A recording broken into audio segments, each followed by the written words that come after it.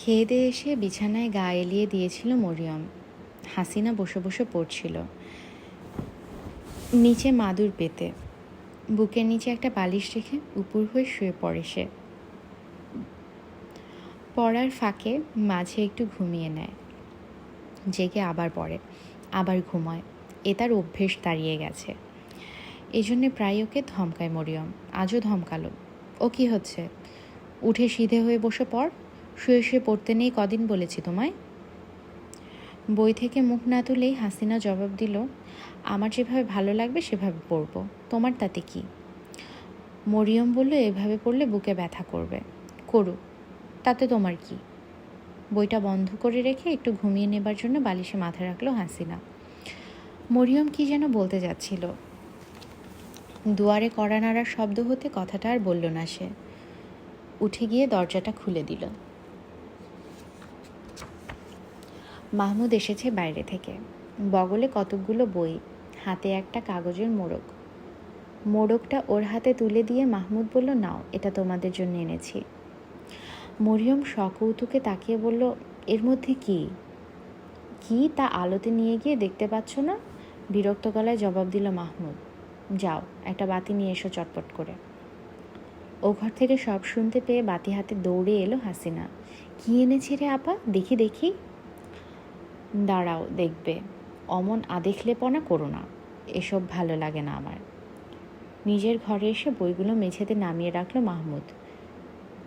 তার ঘরে কোনো আসবাবপত্র নেই, একটা কাপড় রাখার আলনাও নয়। মেঝেতে পাশাপাশি তিনটে মোটা মাদুর বিছানো, এক পাশে তার স্তূপকৃত খবরের কাগজ, তায়ে তায়ে রাখা। বাকি তিন পাশে শুধু বই। মাঝখানে ওর শোবার বিছানা। বিছানা বলতে একটা শতরঞ্জি, একটা চাদর আর একটা বালিশ। মরিয়মের হাত থেকে মোড়কটা নিয়ে ওদের বসতে বলল মাহমুদ, নিজেও বসলো। তারপর আস্তে করে বলল, এর ভেতর কি আছে তা দেখবার আগে তোমাদের কিছু বলতে চাই আমি। হাসিনা ফিক করে হেসে দিয়ে বলল, বলো। মরিয়ম গম্ভীর।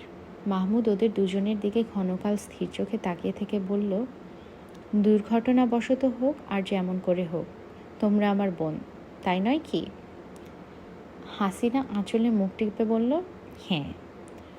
মরিয়ম কিছু বলল না, নীরবে মাথা নাড়ল। মাহমুদ আবার বলল, তোমাদের প্রতি আমার একটা বিশেষ দায়িত্ব আছে, তা বিশ্বাস করো? দুজনে ঘাড় নোয়ালো ওরা। হ্যাঁ। মোড়ক খুলতে খুলতে মাহমুদ বলল, তোমাদের জন্য কিছু চুলের ফিতা আর মাথার কাঁটা এনেছি আমি, দেখো পছন্দ হয় কি না।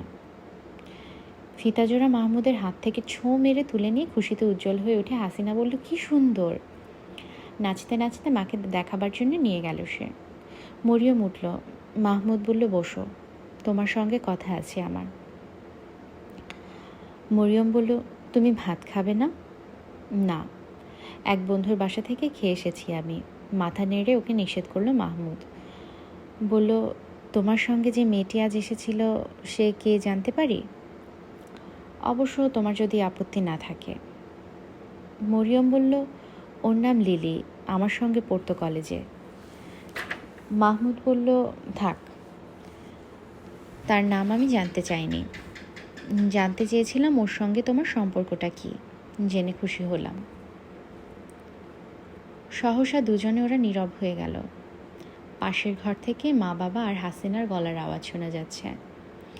মৌন ভেঙে মাহমুদ বলল, তুমি কি করবে ঠিক করেছ? মরিয়ম বলল, এখনো কিছু ঠিক করিনি, দেখি স্কুলের চাকরিটার কি হয়।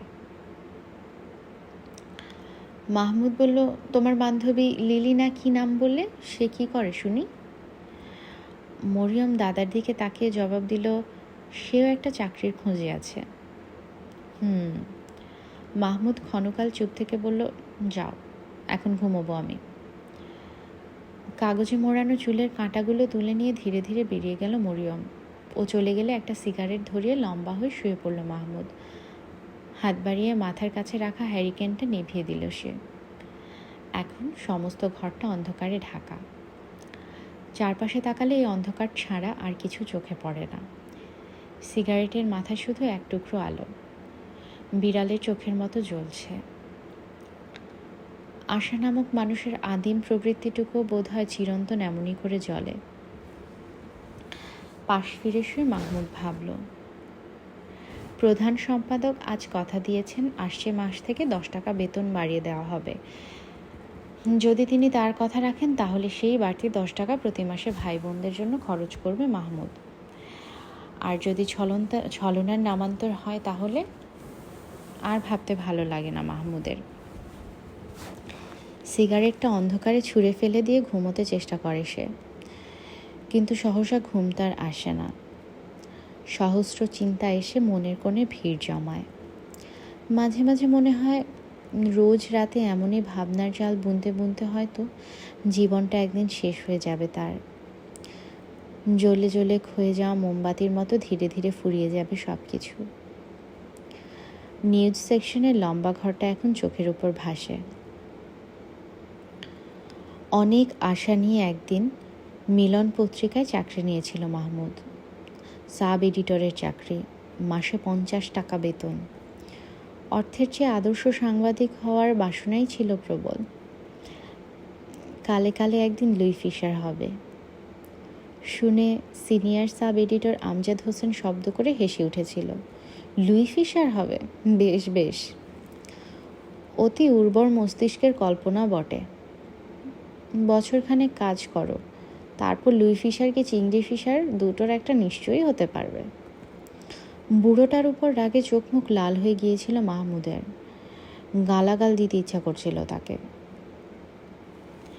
আহা, শুধু শুধু বেচারাকে অমন হতাশ করে দিচ্ছেন কেন? আরেকজন বলেছিল টেবিলের ওপাশ থেকে। তারপর আর ভাবতে পারে না মাহমুদ।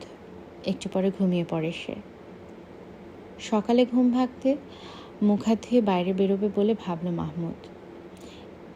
এক টুকরো পাউরুটি আর 1 কাপ চা এনে ওর সামনে নামিয়ে রেখে সালেহা বিবি বললেন, তুই কি বেরোবি এখন? হ্যাঁ। দড়িতে ঝুলিয়ে রাখা জামাটা নামিয়ে নিয়ে মাহমুদ বলল, আমার একটা কাজে যেতে হবে। খানিকক্ষণ ইতস্তত করে সালেহা বিবি বললেন, তোর বাবার শরীরটা আজ ভালো নেই, বাজারটা একটু দিয়ে যা। মাহমুদ কোনো জবাব দিল না তার কথার। যেন শুনতে পায়নি এমনই ভাব করে নীরবে পাউরুটির টুকরোটা ছিঁড়ে ছিঁড়ে খেতে লাগলো সে। মা আবার বললেন, কি রে, কিছু বলছিস না যে? টাকা আনবো? না। মাহমুদ নির্বিকারভাবে জবাব দিল, আমার কাজ আছে বললাম তো। কোন দিন তোর কাজ না থাকে? সালেহা বিবি গম্ভীর হয়ে গেলেন। বুড়োটা রোজ বাজার করে এনে খাওয়ায়, এ বুড়ো বয়সে তাকে কষ্ট দিতে লজ্জা হয় না তোদের? রুটির টুকরোটা পিরিচের উপর নামিয়ে রেখে মাহমুদ বলল, আর আমি আহ্লাদে ঘুরে বেড়াই, তাই না মা? রাতের পর রাত যে আমার তোমাদের জন্য জেগে জেগে কাজ করতে হয় তার কোনো মূল্য নেই না? চায়ের পেয়ালাটা সামনে থেকে সরিয়ে দিল মাহমুদ। রুটির পিরিচটাও ঠেলে দিয়ে উঠে দাঁড়ালো সে। রাগে চোখ মুখ লাল হয়ে গেল সালেহা বিবির। উষ্ণ গলায় তিনি জবাব দিলেন, তুই সারা রাত জেগে কাজ করিস আর বুড়োটা কি বসে খায়? সারা জীবন হাড় ভাঙা খাটুনি খেটে রোজগার করে এনে খাইয়েছেন। হয়েছে, এবার থামো তুমি মা। জামাটা গায়ে দিতে দিতে জবাব দিল মাহমুদ। ও কথা শুনতে শুনতে কান ঝালাপালা হয়ে গেছে, তবু রোজ একবার করে শোনাবে তুমি। ও কি, চাটা কি অপরাধ করলো? খেয়ে নে না ওটা। বাজারের প্রসঙ্গ ভুলে গিয়ে ছেলেকে চা খাওয়ানোর প্রতি লক্ষ্য দিলেন সালেহা বিবি। ও কি, চলে যাচ্ছিস কেন? চাটা খেয়ে যা। থাক, ওটা তুমি খাওগে। হনহন করে ঘর ছেড়ে বেরিয়ে গেল মাহমুদ। ও চলে যেতে ক্ষোভে দুঃখে চোখ ফেটে কান্না এলো সালেহা বিবির। আঁচলে চোখ মুছে ব্যথা সয়ে জড়ানো নিজেকে ধিক্কার দিলেন তিনি। কোন দুঃখে পেটে ধরেছিলাম তোদের? কথাটা কানে এলো হাসমত আলীর। ও ঘর থেকে গলা উঁচিয়ে জিজ্ঞেস করলেন, কি হয়েছে? স্বামীর কণ্ঠস্বর শুনে নীরব হয়ে গেলেন সালেহা বিবি। এসব কথা স্বামীকে জানাতে দিতে চান না তিনি, তাহলে তিনি মনে আঘাত পাবেন। হাসমত আলীও কোনো উত্তর না পেয়ে চুপ করে গেলেন। মরিয়ম এসে বলল, একটু পরে আমি বাইরে বেরোবো মা, বাজারে টাকাটা দিয়ে দিও। মা অবাক হয়ে বললেন, তুই যাবি? মরিয়ম বলল, তাতে কিছু এসে যায় না মা, খোকনকে সঙ্গে দিও। হাসমত আলী এতক্ষণ মা মেয়ের আলাপ শুনছিলেন। শেষ হলে বললেন, ও কেন? আমি যাব বাজারে।